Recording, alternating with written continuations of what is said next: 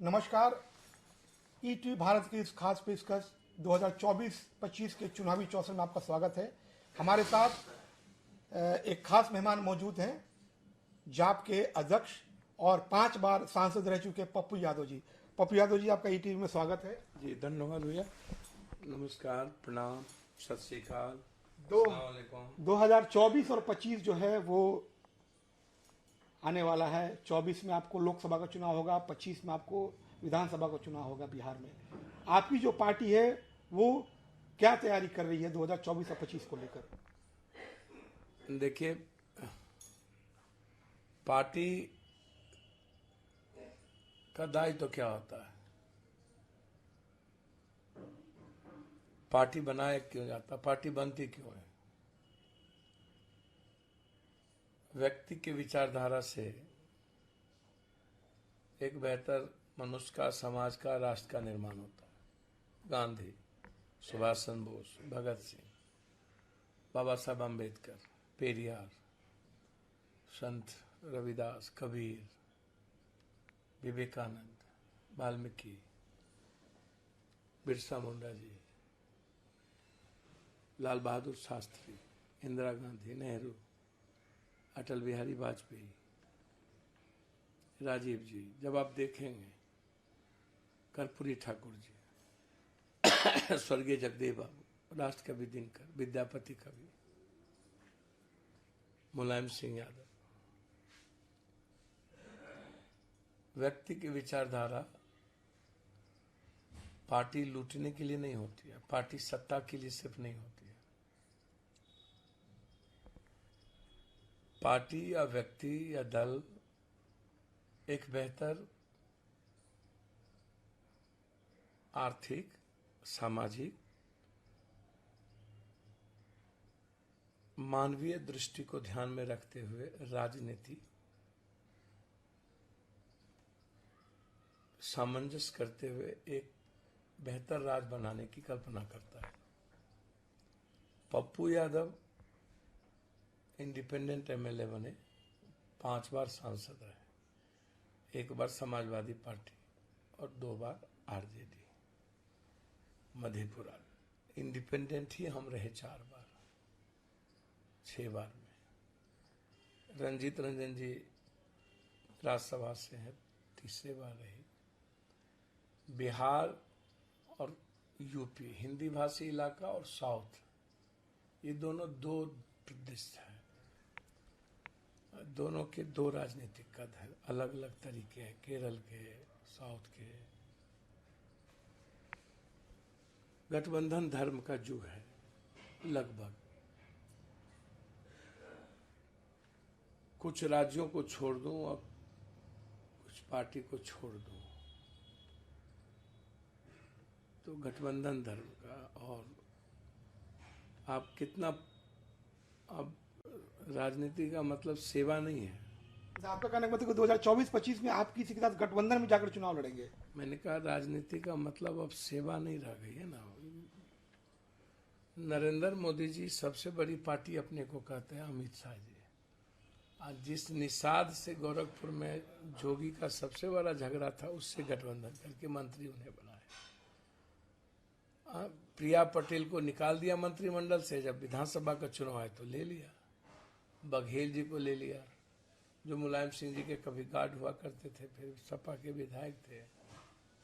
तो कभी जितेंद्र प्रसाद जी के बेटे को दल में ले लिया। ब्राह्मण कैसे एक हो जाए। जैसे बिहार में अभी 56-47 की पर लड़ाई हुई, कोई आइडेंटिटी पर और आइडियोलॉजी पर और पार्टी पर तो लड़ाई हुई नहीं मोकामा में। या तो 56 किसके पास है, एक जात का पहलवान बड़का कौन है, और किस जात को जोड़ लेंगे तो थोड़ा सा वोट बढ़ जाएगा। तो बीजेपी ने तो यही किया, बिना ज्वाइन कराए। और जिसके जो अंबेडकर साहब की मूर्ति को फेंक दिया, रामविलास जी को, और आप चिराग जी को ला करके आपने सोचा कि 1-2% आपको आसमान का वोट ले लें। तो अब नरेंद्र मोदी की आइडेंटिटी या विचारधारा, पर्सनैलिटी, काम पर थोड़ी वोट है। काम तो हुआ नहीं। पप्पू यादव तो लगातार विपक्ष की भूमिका में हिंदुस्तान में सबसे ज्यादा संघर्ष 83 में मुखिया बने हैं और अब हम 60 में 3 ही साल बाकी है। अब मुखिया में जब निर्विरोध हो रहे थे तो सुप्रीम कोर्ट का गाइडलाइंस आ गया कि अभी नहीं हो सकता चुनाव, तो नहीं हुआ, तो सलमारी कॉलेज या कटिहार चले गए पढ़ने। मैं ये जानना चाहता हूँ सर, हमारे दर्शक ये जानना चाहते हैं कि 24-25 में क्या आप किसके साथ गठबंधन में चुनाव लड़ेंगे? लगातार लक्ष्य तो बिहार का नंबर 1 बनाने का पप्पू यादव को है। बिहारी को कैसे, ये जो बिहारी शब्द गाली बन गया है बाहर और गरीब, और भारत तो गरीब है ही दुनिया में नजरिया से ऊपर, सबसे भूखमरी देश हो गया बांग्लादेश श्रीलंका से, और उसमें बिहार नंबर 1 है। और हमारा जो इलाका है मिथिला कोसी सीमांचल, जहाँ से हम राजनीतिक सामाजिक जीवन हमारी शुरुआत हुई, मेरा बैकग्राउंड क्या है, एक बड़ा परिवार, एक बड़ा किसान फैमिली, और उस इलाके में आर्सेनिक, आयरन, बाढ़, तूफान, साइक्लोन, सब कुछ के बावजूद सबसे ज्यादा गरीबी उस इलाके में है। पलायन वहाँ है, दम्मा, टीबी, कैंसर, हैजा, सारी बीमारियां वहीं पर है। तो जनाब, राजनीति का जो मिजाज था, शुरू में जो राजनीति हुई आई, सुभाष चंद्र बोस कहते थे आर्थिक आजादी के बाद राजनीतिक आजादी की बात हो। हमारे मिजाज में भी बचपन से था सुभाष चंद्र बोस का वो इकोनॉमिकल फ्रीडम, गरीबी शब्द खत्म होनी चाहिए। ये जीते जी मौत है, बेरोजगारी मौत है, अभाव में जीने वाला समाज और परिवार, डरा हुआ इंसान और समाज न तो खुद की तरक्की करता है न पड़ोसी की तरक्की करता है। ये डर जो है, ये जो, तो पप्पू यादव का जो आप काम, हमें 46 लाख लोग मरे, हम कोरोना में शमशान तक जाते रहे, हम बाढ़ में अपना पूरा ब्लड मेरा खत्म हो गया, कुछ नहीं बचा मेरा, बाढ़ में पूरी की पूरी चीजें खत्म हो गई, सब कुछ बेच दिए। कोटा से ट्रेन भेजना, दिल्ली से बस लाना, एक एक लोगों को 2-2 हजार रुपया पहुंचाना, तो रिटर्न की आप उम्मीद मत कीजिए सेवा में। और राजनीति कोई चाणक्य चंद्रगुप्त का सियासत का एक दौर नहीं, आप इसको ऐसे समझिए। देखिए, कोरोना के समय आपने बहुत सेवा की, पूरे बिहार ने देखा, आप जिस तरीके से सड़कों पर जा रहे थे सबने देखा। मेरा बाढ़ भी है। मेरा सवाल ये है कि इतने साल से आपने पॉलिटिकल पार्टी बनाई है, चुनाव भी लड़ रहे हैं कई सालों से, लेकिन कभी भी आपको सफलता हासिल नहीं हुई है, इतना काम करने के बावजूद भी क्यों? मैं एक बात बोलूं आपसे, राम भगवान हो गए, वनवास जाना पड़ा, शिव को जहर पीना पड़ा, कृष्ण को मथुरा छोड़ना पड़ा, गुरु गोविंद के 4 बच्चे 2 चिनार में और 2 शहीद हो गए, बुद्ध को भारत छोड़ना पड़ा, राजमहल छोड़ना पड़ा, राजा हरिश्चंद्र को राजमहल छोड़ना पड़ा, उस पर तो आप बात ही नहीं करते, मदर टेरेसा को दुनिया घर छोड़नी पड़ी, लेकिन मिशन था उसका जीसस क्राइस्ट। आप हमको नो मंदिर का देहरी पर तो बैठे नहीं है, राजनीति ही करनी है, लेकिन राजनीति सुचित्रता के साथ कैसे होगी? मैं मानता हूं कि पप्पू यादव जिस तरीके से बिना जाति धर्म मजहब के मैं काम करता हूं, हर दिन 600-700 किलोमीटर में चलता हूं, और कोई ऐसी घटना नहीं है जहां जाके लोगों की मदद परिवार की तरह ना करते हो। कल भी हम नवादा गए, आत्महत्या नहीं है, मर्डर है, मर्डर का उसका बयान है। लगातार 10 लाख रुपया कर्ज के बाद 40 लाख दे देने के बाद उसको टॉर्चर होना, और अंत में कि नहीं पैसा है तो परिवार के किसी को भेज दो।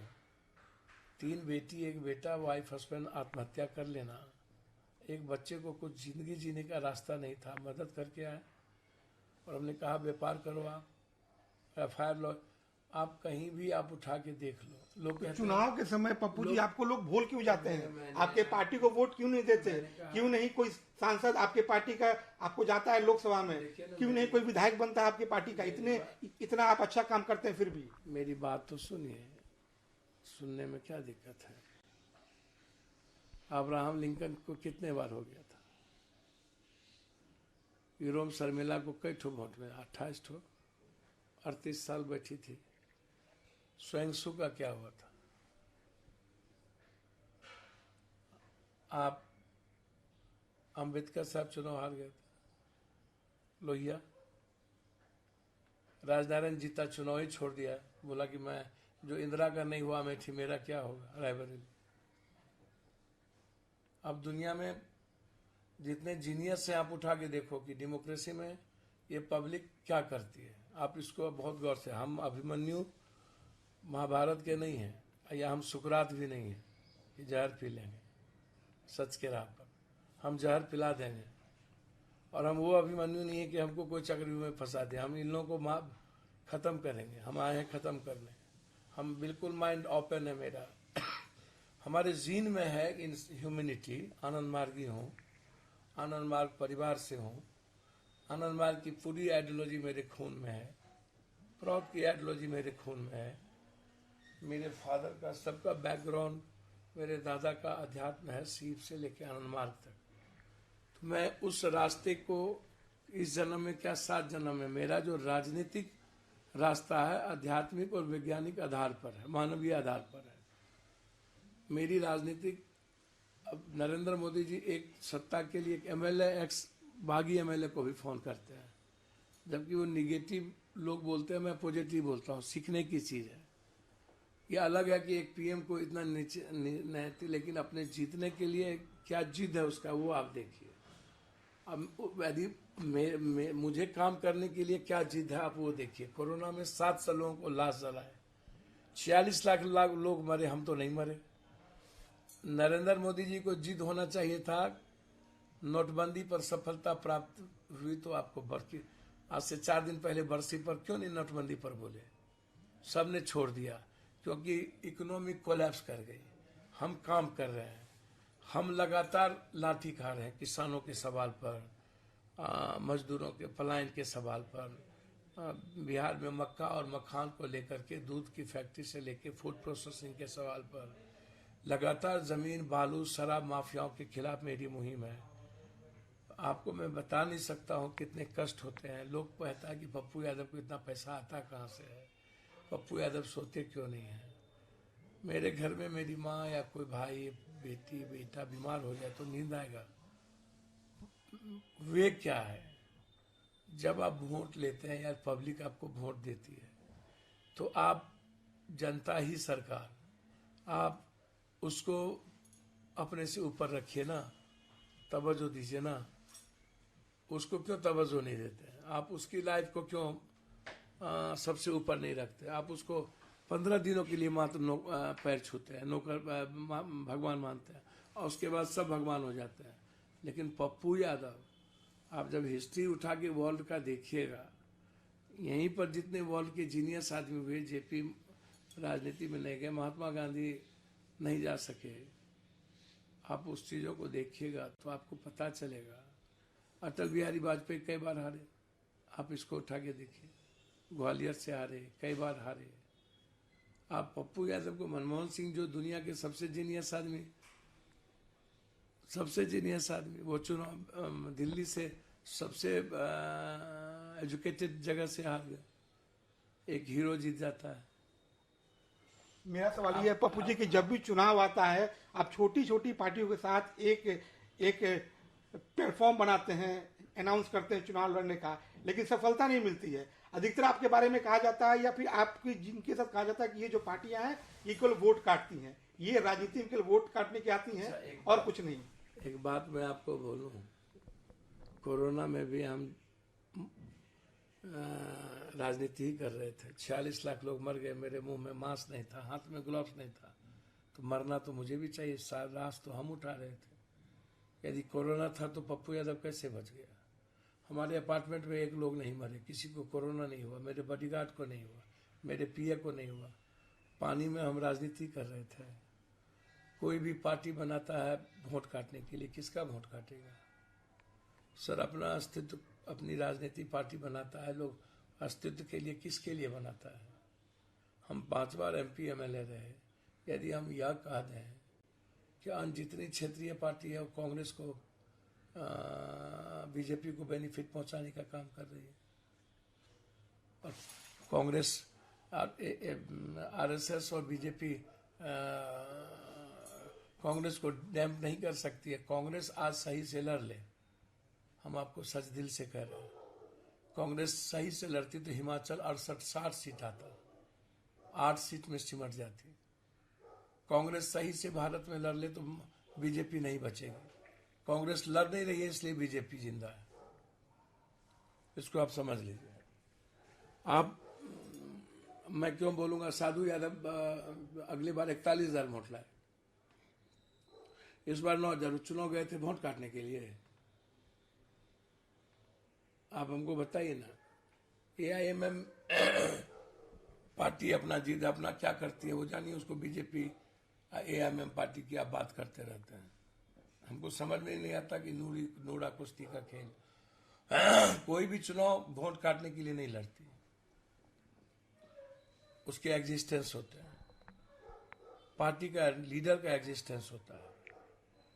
और हम पहले भी इंडियन फेडरल डेमोक्रेटिक पार्टी बनाए हुए थे, 5 MP थे, अनवारुल हक, नागमणि जी, PC थॉमस, हम थे, मंत्री थे सरकार में अटल जी के साथ।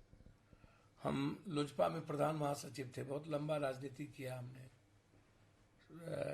रामविलास जी के साथ। जनता दल में हम पार्लियामेंट्री बोर्ड के मेंबर थे। आप इंडिपेंडेंट MLA बने, किसी के अनुकंपा और कृपा पर बने नहीं। सिंहेश्वर और मधेपुरा की जनता ने, पूर्णिया की जनता ने, कोसी सीमांचल के लोगों ने हमको बनाया। मेरा कहना यह है कि आप जो लोग यह कहते हैं उनसे पूछिए ना, अकेले कहां पर आ जाते हैं, अकेले कब लड़े? बीजेपी के साथ जनता दल लड़ी थी कि नहीं? मायावती लड़ी कि नहीं? नीतीश लड़े कि नहीं? चंद्रा बाबू नायडू लड़े कि नहीं? बीजेपी के साथ कांग्रेस के खिलाफ भी जनता दल केंद्र में सरकार, अटल जी विदेश मंत्री थे कि नहीं? आज बीजेपी को अब ठीक है, अटल जी आडवाणी जी वाला बीजेपी नहीं हो सकता, बिल्कुल डिफरेंट है। बीजेपी का मूल मंत्र नफरत हो गया, सिर्फ हिंदू मुसलमान और कोई मतलब नहीं। फार्मर्स पर बहस नहीं, हिंदू मुसलमान और पूंजीपति। पैसा ना हो तो बीजेपी कभी चुनाव ना जीते, सिर्फ पैसे की बदौलत बीजेपी सस्टेन कर रही है और नफरत की बदौलत। आप इसको उठा के देख लो। लेकिन जो क्षेत्रीय पार्टी है उनसे आप पूछिए ना कि बिना गठबंधन के कब जीते हो? अरविंद केजरीवाल दिल्ली में 3,900 अब बिल आने लगा है, सपना दिखाए और बर्बाद कर दिया। पंजाब तो समाप्त हो गया, वहां सिख गैर सिख का पूरा आतंक है, वो झगड़ा शुरू हो गया है। ये दे देंगे, ये फ्री दे देंगे। हम भी कह रहे हैं, हम तो बिना MLA MP के सबको फ्री दे रहे हैं, रेमडेसिविर, ऑक्सीजन, सबकी मदद करते हैं। डेली 20,000, 25,000, 50,000 एक फैमिली को जाके देते हैं, डेली जहां घटना घटती है। बीच में पप्पू जी ये चर्चा हुई थी कि आपकी जो पार्टी है जाप, उसका विलय हो रहा है कांग्रेस में, इसमें कितनी सच्चाई है? देखिए, मैं आपको अभी बोल दिया कि आप कह रहे हैं, मैं पप्पू यादव 5 बार सांसद, 1 बार MLA, 3 बार उनकी मैडम मां लड़ी, हमारी फादर प्राउड से लड़े, दादा निर्विरोध आजीवन मुखिया रहे, जूरी कोर्ट हुआ करते थे, हमारे भाई मुखिया रहे। अब आप उसी को कहेंगे जिसका कोई जो संघर्ष नहीं किया, जो लगातार 83 से 57 मेरी उम्र अब होगी, 24 तारीख को हम 56 माह क्रॉस कर जाएंगे। अब इतना लंबा संघर्ष, अभी नेपाली नगर में हम लाठी खाए, पत्थर खाए, अभी 1 महीना पहले लोगों का घर बचाने के लिए। इतना लंबा संघर्ष और मेहनत किसी का दिखा दो। और कंप्लीट रूप से मैंने कभी जाति, धर्म, मजहब नहीं पूछा। गलत अपराध और माफिया, कोई जात गलत हो मैंने उसको सीधा बोला, बिना नाम के मैं बोला ही नहीं। बेबाक रहे, साफ सुथरा रहे, गलत है तो गलत है। तुम आलोचना करना के लिए हम नहीं आए हैं। हम त्रस्त की बिहार किस इशू को लेके है, बच्चे किस बात को लेके त्रस्त है? 3 ही 4 मुद्दे हैं ना बिहार के। आप बैंक पॉलिसी नहीं है, इकोनॉमी पॉलिसी नहीं है, फैक्ट्री नहीं है, रोजगार नहीं है, लगभग फैक्ट्री बंद हो रही है, सबसे ज्यादा पलायन है, सुखाड़ और बाढ़ के बीच हम हैं।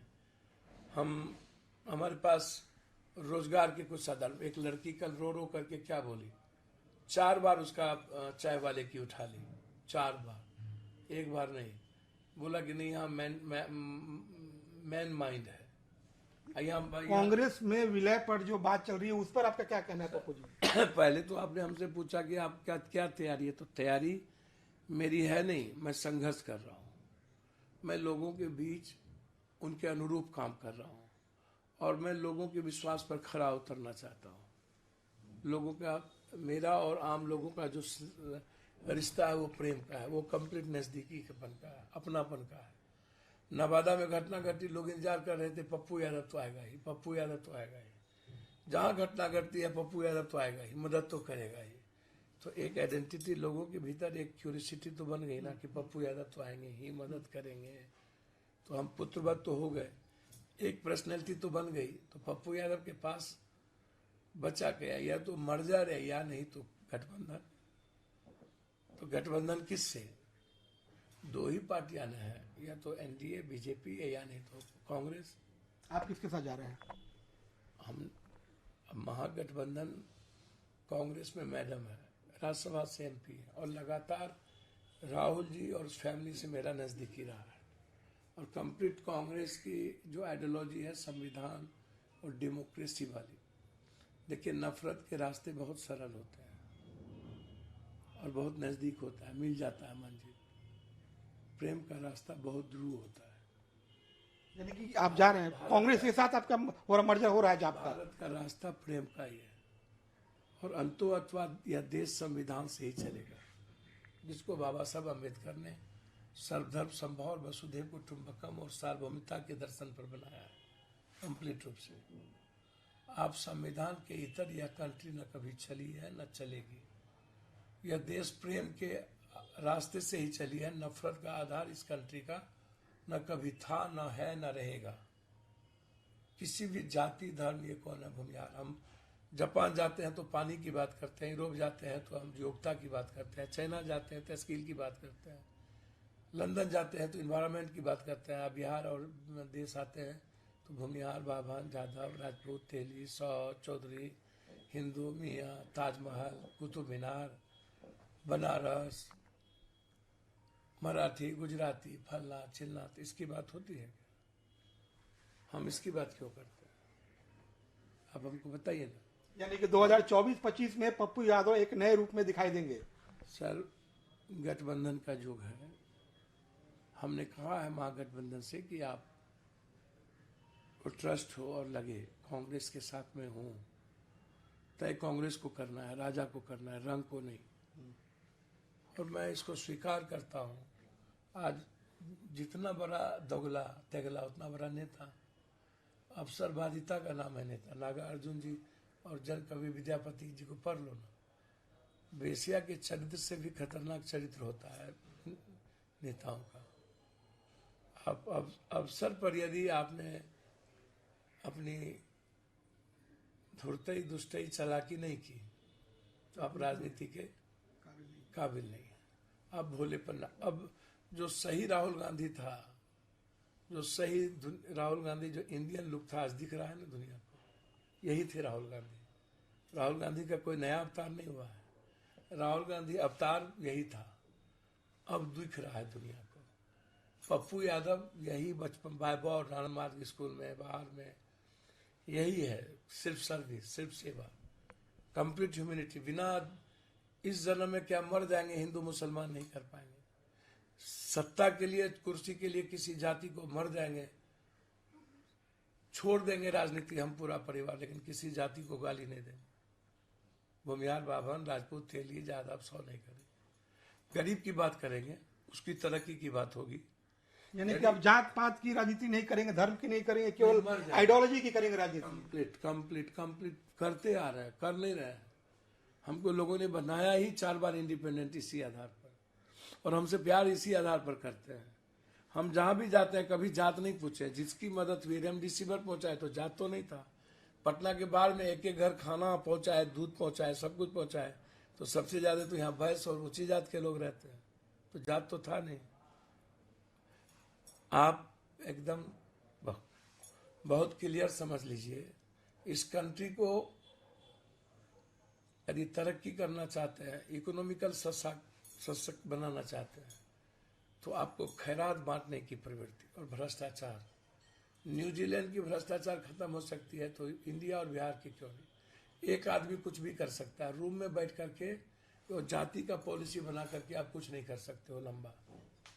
आप जाति धर्म मजहब जब तक रहेगा तब तक भारत की तरक्की नहीं हो सकती।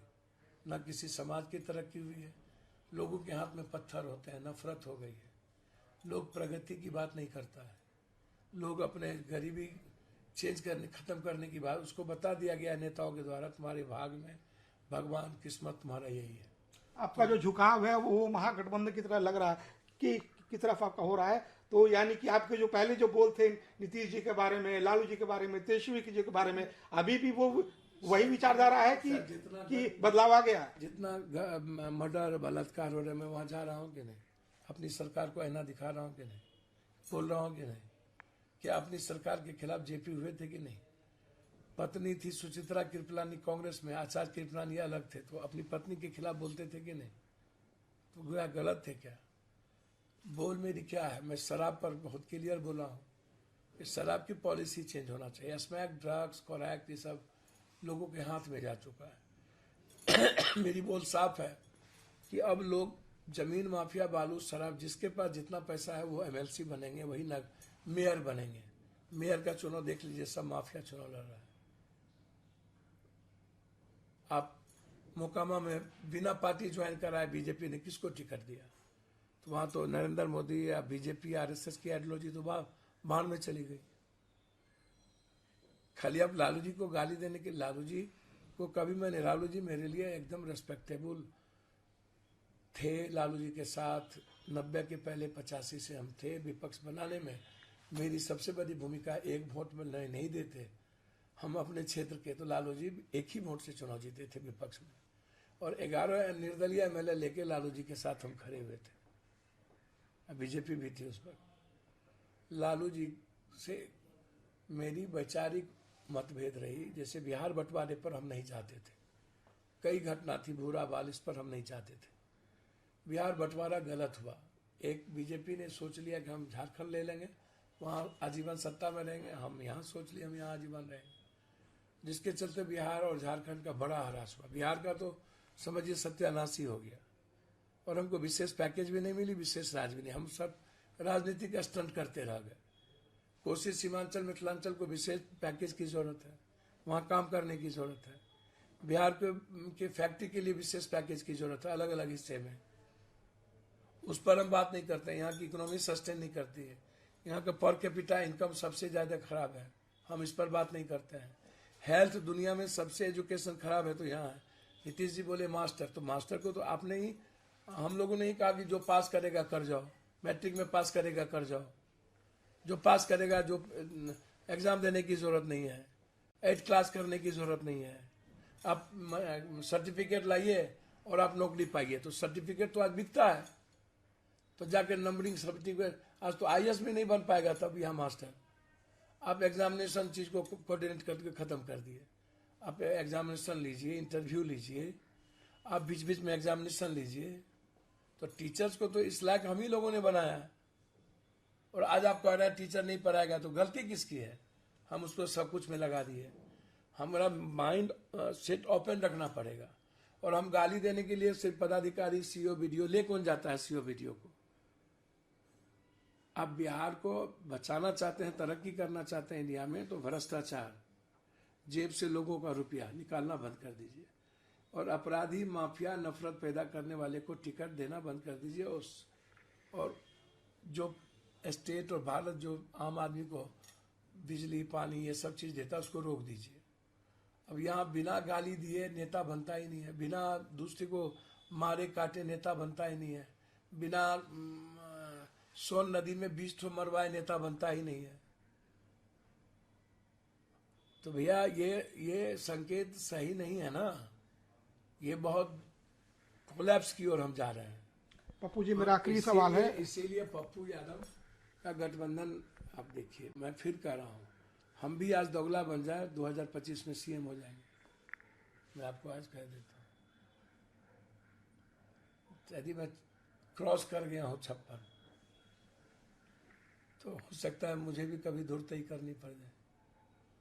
मुझे लगता है कि बिना धुरतई और चालाकी के राजनीति नहीं है, तो पप्पू यादव इतना स्टेट क्यों? और कब तक पप्पू यादव राजनीति को राजनीति दृष्टि से नहीं करेगा। अब हमें ये समझना पड़ेगा, बिहार में पप्पू यादव सिंगल एमपी बनने के लिए पूर्णिया, मधेपुरा ये सब काफी है, लेकिन सत्ता में आने के लिए हमको भी कहीं न कहीं गठबंधन में जाने पड़ेंगे और सत्ता आवश्यक है। तभी आप अब कितना दिन आप अपने घर और जमीन बेच करके पैसा देंगे और मदद करते रहेंगे? तो सत्ता में आने के लिए पप्पू यादव को चाणक्य की कुछ पंक्ति को याद भी रखनी होगी। शासक बेहतर होना चाहिए, जो आपका जीन है वो आप रहिए, आप बेईमानी मत कीजिए, जात पात नहीं कीजिए, 1 रुपया नहीं लीजिए, माफियाओं को चैलेंज कर दीजिए, घर में सोइए नहीं, रोडों पर रहिए, तरीके बदलिए राजनीति करने का। सब कुछ हो सकता है, न्यूजीलैंड हो सकता है, आदमी ही भगवान होता है। हमको जब हम बिना एमएलए एमपी के सब घर तक पहुंच सकते हैं, पैसा दे सकते हैं, कोरोना में दुनिया को काम कर सकते हैं, सारे माफिया को चैलेंज कर सकते हैं, तो सिस्टम में आएंगे तब क्या होगा, इसका अंदाजा कीजिएगा। मेरा आखिरी सवाल है पप्पू जी, जब आप सत्ता में आ जाएंगे तो ऐसी कौन सी एक चीज है जो आप बिहार में बदलना चाहेंगे? सर, बिहार में महिलाओं की सुरक्षा, किसानों पर फोकस, फूड प्रोसेसिंग, मखान, इन चीज़ों को लेके महिलाओं को आत्मनिर्भर कैसे बनाया जाए, एजुकेशन और हेल्थ, ये मेरी, और भ्रष्टाचार, 3, माफियाज को मिटाना, चैलेंज करना। जितने लोगों ने पैसे कमाए हैं, लूटे हैं, सर उससे तो छीनेंगे, आप इसको लिख लें। और भ्रष्टाचार खत्म होगी किसी कीमत पर, मरते दम तक। सर मर जाएंगे, मंजूर है, लोगों के जेब से, नेताओं के घर और पदाधिकारियों के घर और माफियाओं के घर पैसे नहीं जाने देंगे। और नेता पदाधिकारी माफियाओं का जो कनेक्शन हुआ है, उसको तो जड़ से नष्टो नाबूद कर देंगे, जड़ से। सर जीने का राइट नहीं होगा माफियाओं को। सर वो संविधान के लिए भी, मानवता के लिए भी, समाज के लिए भी, राष्ट्र के लिए भी खतरा है, सबके लिए खतरा है, आप इसको समझिए। और भ्रष्टाचार जिंदगी के लिए खतरा है। भ्रष्टाचार पर कोई बात नहीं करता। मैं आपको दिल से कहता हूं और चैलेंज करके आपकी टीवी को पे कहता हूं, जब मैं एम्बुलेंस निकाल सकता हूं, जब मैं 8 लाश जला सकता हूं, 46 लाख लोगों में मुझे कोरोना कुछ नहीं बिगाड़ पाया, जब मैं बाढ़ में 11 दिन सो नहीं सकता हूं, जब मैं सारे माफियाओं के खिलाफ बिना सुरक्षा के डेली मारने की धमकी नेपाल से फोन पर आता है मुझको, डेली, मैंने नहीं दिया, गवर्नमेंट को लिख के चुपचाप दे दिया। कल भी मेरी गाड़ी के दोनों चक्का का नॉट बोल्ट 10 लोग खोल दिया, कहीं पता नहीं चला, आगे आके मेरा चक्का ही बच गया हम लोग कल आने में। एक भी नोट नहीं था मेरे 2 चक्के में। ऐसा होगा कि एक साथ सब चक्का का नोट खत्म हो जाएगा। नेपाल से बराबर धमकी आती है, मार देंगे। सर कभी किसी को बोला कि हमको डर है, हमको मारने की धमकी मिल रही है? आज तक बाप किए नहीं, मांगते हैं किसी से भीख और सुरक्षा, और न डरते हैं। आंदोलन, संघर्ष, मेहनत और लोगों के साथ ट्रस्ट, रिश्ता, विश्वास हमने पैदा किया है।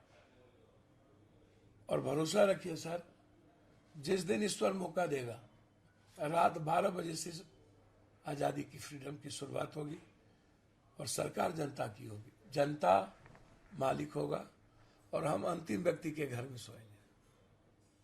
हम सचिवालय में बैठेंगे जरूर, सोएंगे महल में नहीं। हमारे लिए रूम का गद्दा नहीं होगा, तय होगी अंतिम, उसी का नाम होगा जनता ही सरकार। जनता ही सरकार है। और पप्पू यादव की ये बेबाक बोल आपने सुने। पप्पू जी, ईटीवी को समय देने के लिए आपका बहुत बहुत धन्यवाद। कैमरामैन अशोक के साथ अमित भिलारी, ईटी भारत, पटना।